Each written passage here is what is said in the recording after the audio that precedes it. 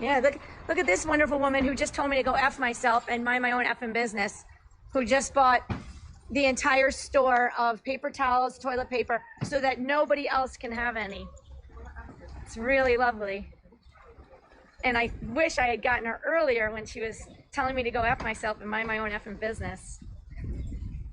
But now she's being all calm because she knows she's going to be on everywhere. Yeah, this is nice. I hope you're not like going to go sell it to other people. Don't worry, you'll see her on the street corner selling it for double in a minute. I know. Can I get a box? No, she bought it all from the store, and she thinks it's right and okay. And she told me to go F myself and to mind my own effing business. God damn it. Wow. This is what we get. I bet you she likes Donald Trump too. Donald Trump, go Donald Trump! I knew it, honey. I knew it. Well, you coming back? I knew it. I had you pegged right away. I had you pegged. I'm pathetic? I did not buy the entire Dollar Tree out of paper towels, toilet paper, and napkins for myself. And then told me to go F myself when I was just trying to get in the door and you knew I was looking at what you had. I hadn't even said anything to you and you freaked out on me. So obviously you know you're doing wrong. So where should I go? What street corner should I go to buy it from you? The one you're a hooker on. Oh, the one I'm the hooker on. What you just saw there was complete and pure stupidity, nothing short of it. And actually, this is a really big issue because there's actually been a shortage of toilet paper around the country, and because of that, Americans are actually wiping themselves with things that they, shouldn't be wiping themselves with, and it's actually damaging the sewage system. Also, some of that is also related to the fact that Americans are now using a bunch of Clorox wipes and then flushing it down the toilet, and it's causing damage to the sewage system. So we're having all kinds of issues with sewage now because of the toilet paper stuff. So, but anyway, the thing I want to talk about when it comes to this video is actually a little bit different. I want to talk about the issue of price gouging because it seems quite clear that what she was up to, what she was trying to do was, buy all that toilet paper from the dollar store, Dollar Tree, whichever one it was, and then resell it to mark up price and then turn out and make a profit. Now that's probably illegal in a lot of states. It's illegal. I know that the rules around it differ slightly based upon municipality and then what constitutes price gouging and differs, but most likely it's illegal. But let's set aside the legal question for a minute and just talk about the moral question here, because one of the things which we often see when it comes to the price gouging debate, which I think often mirrors some of the I'd say weaknesses when it comes to leftist the way that the left sometimes frames issues, is that we oftentimes turn around and mirror or use the same framing that the opposition uses in their argument. So let's look at two general arguments when it comes to price gouging. So the first is, of course, the utilitarian argument for price gouging, right? The reason why we should allow price gouging, they say, is that the market basically is going to provide the necessary supply. So if you allow price gouging, if you allow the price to go up significantly, then other companies, other groups are more likely to come in with all the supply of, say, toilet paper, of generators, whatever it may be, and then provide, basically meet the demand. If you increase the price, it allows more people to come in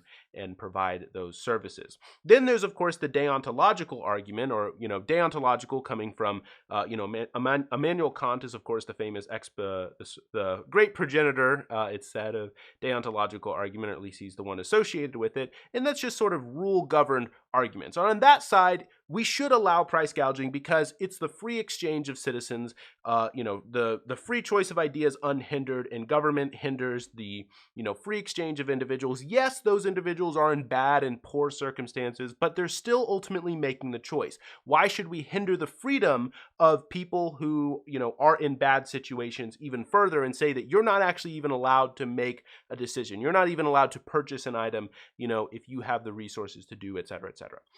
Those are the two arguments that we generally hear for price gouging. Now, on the left, one of the things that we like to do on the left is just meet them and use those arguments, try to sort of turn those arguments against them, but we end up using their framing. Either on the utilitarian side, what we do is we try to turn around and argue, use numbers, use math, and try to say, well, actually, no.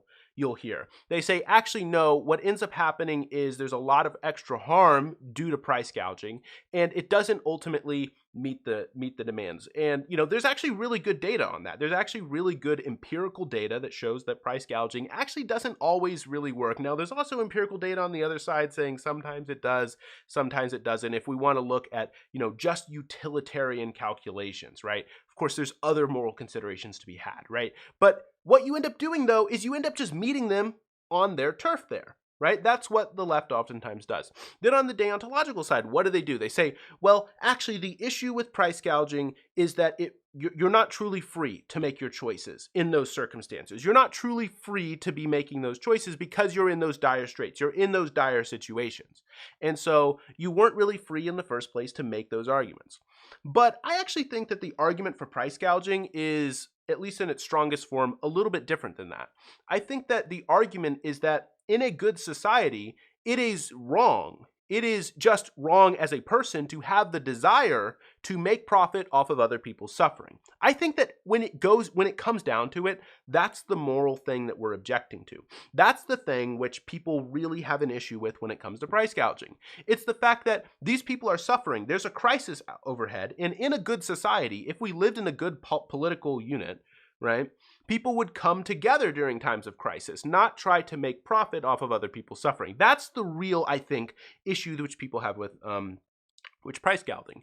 With price gouging, and I think that one of the things which we oftentimes do is use arguments that we don't actually believe in. One of the things that I think often happens in politics is that we oftentimes use arguments that we don't actually believe in because those arguments are either A, easier to make, or less embarrassing to, maybe admit.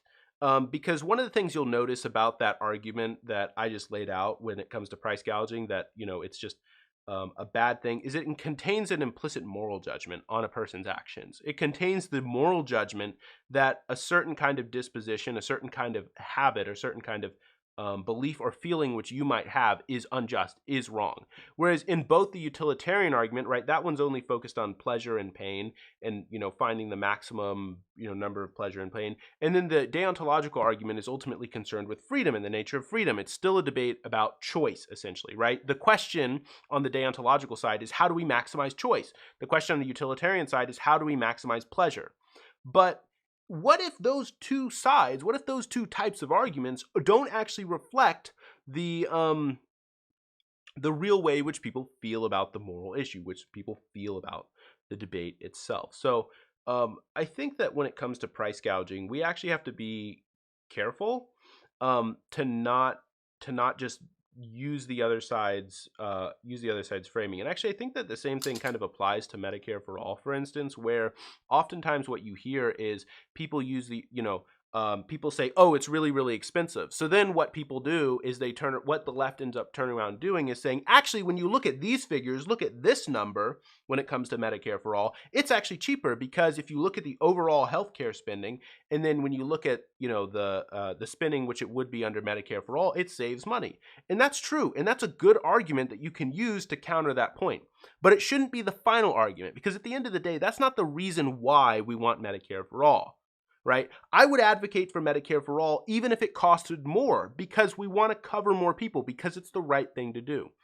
On the other side, when it comes to the freedom argument of Medicare for All, the other argument that they always say is, well, Medicare for All limits choice because we want choice for our health. We want choice for our insurance, right? They say, Pete Buttigieg famously, Medicare for all who want it.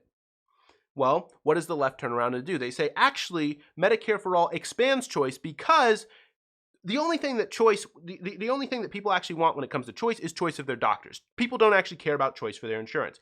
And in the current system, our choice is limited, the arguments go. Right? So again, you have that two types of argument that show up.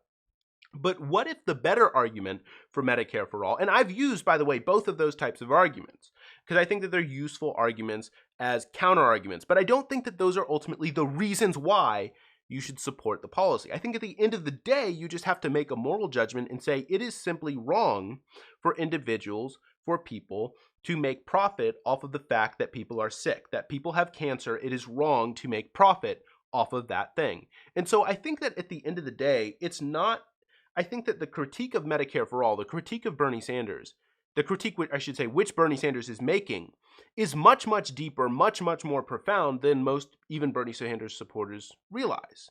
Because the critique which he's making is that certain things should not, in principle, be questions of market forces, even if you came to a conclusion where it would be more efficient to use the market in that area. Bernie Sanders would say, no, certain things are just off limit for the market because certain things, in principle, it is wrong to make profit off of. And I think that's the thing that which we see when it comes to price gouging. I think is the same thing when it comes to Medicare for All, because the criticism, of course, is that, which a lot of people make when it comes to Medicare for All, is that Medicare for All prevents price gouging. Because in the insurance industry, they argue, progressives argue, we see price gouging as is. So anyway, that's the video. If you liked it, I'd really appreciate it if you hit the like button and consider subscribing. Thanks.